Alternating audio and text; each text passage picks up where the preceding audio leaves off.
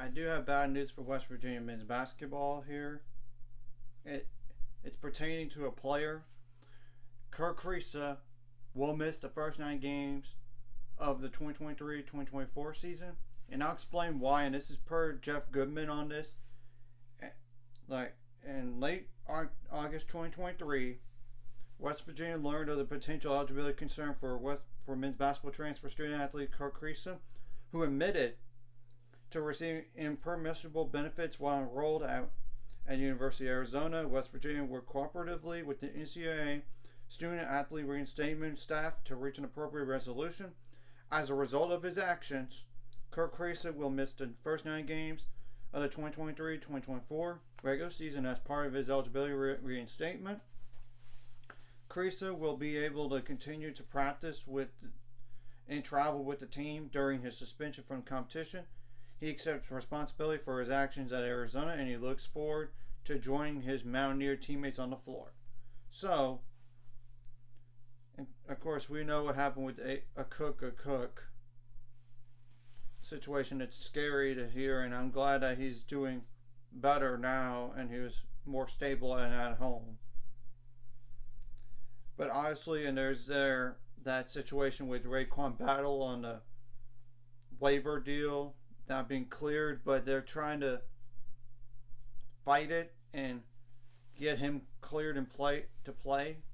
So yeah, if you want to include him on the list, if you so feel inclined, if he could play right now, they would only have 12 players, but without him, with Raekwon and Kerr Kriisa, they're down to 11, and that's including a walk-on potentially. So yeah, it's not like a ton of depth there. I mean, it's the truth.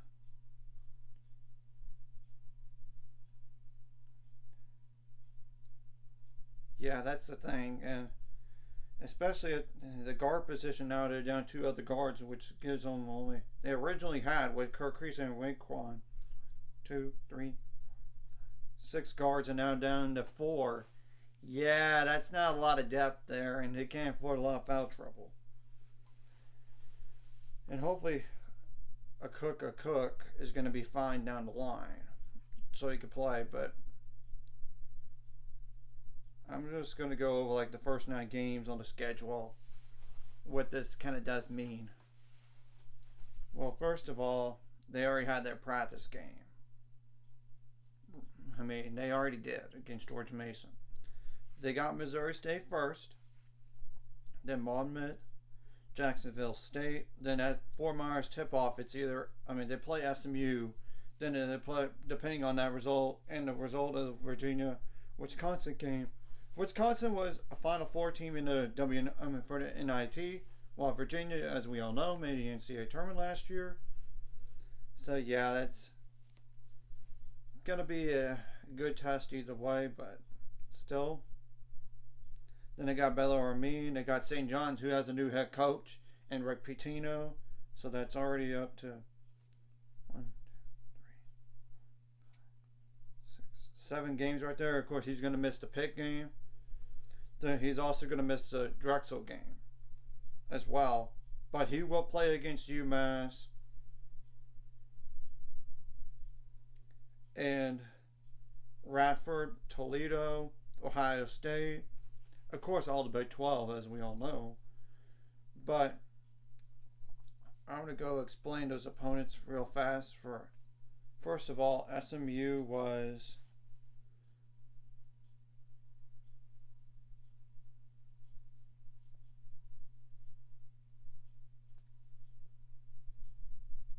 (10-22) last year, and 5-13 in the conference. So I wouldn't overlook them, but I would think you should win that game still.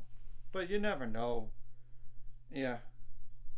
And of course, like I said, Wisconsin made the NIT last year.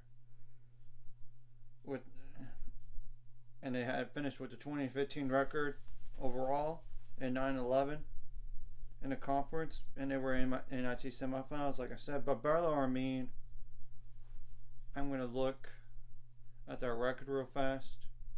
from the past year, they were like 15 and 18 overall, 99 in the conference. Which that they shouldn't be like playing in any tournaments besides a conference tournament or anything, I would think. But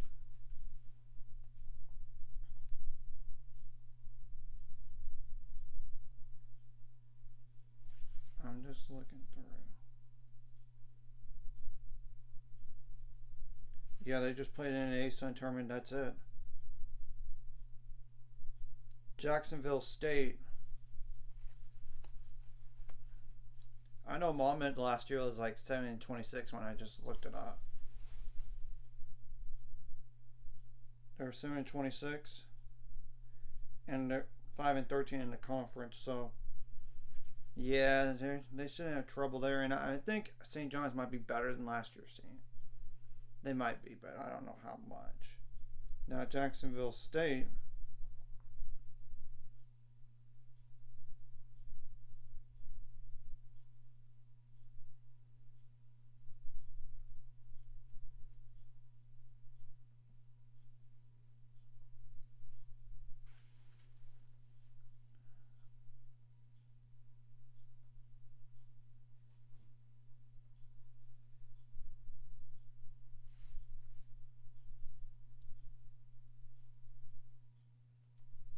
They were 13-18 last year, 6-12 in the conference.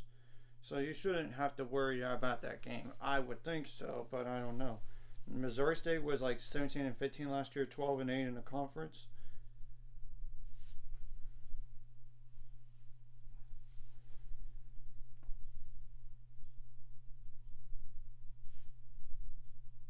And of course, we know Pitt made the NCAA tournament last year as a round of 32 team. So and Virginia made the NCAA tournament. In case you don't play Wisconsin, play Virginia. They were NCAA tournament team last year, around 64 to be exact. So yeah, definitely two NCAA. I mean, you could potentially play up to two NCAA tournament teams right there, right off the jump. And maybe Wisconsin does get back to the NCAA tournament this year. But you get the whole point. Now, St. John's.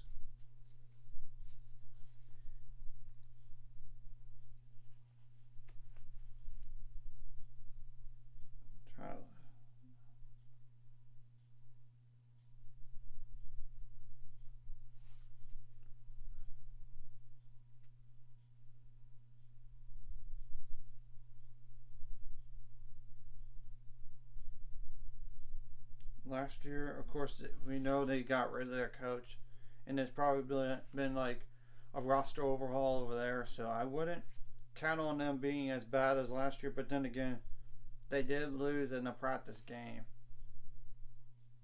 and they were 18-15 last year, 7-13 in the Big East in their conference. So yeah, I'm just letting you know about that. And honestly, they didn't play in the NCAA tournament.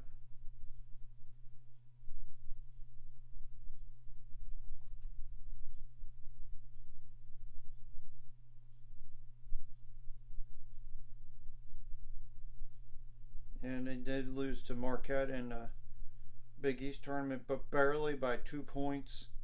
So yeah, they didn't play any postseason games. So there's only like really one definite NCAA tournament team in Pitt. You might play Virginia, but either way, you know, it's not that daunting of a schedule, but I was at the same time, you can't overlook anybody because there's a lot of parity in the game, and especially now you're down Kerr Kriisa and potentially Raekwon Battle, and hopefully a Cook is going to be fine down the line to play. Because if he can't play, they would be automatically down to 10 players.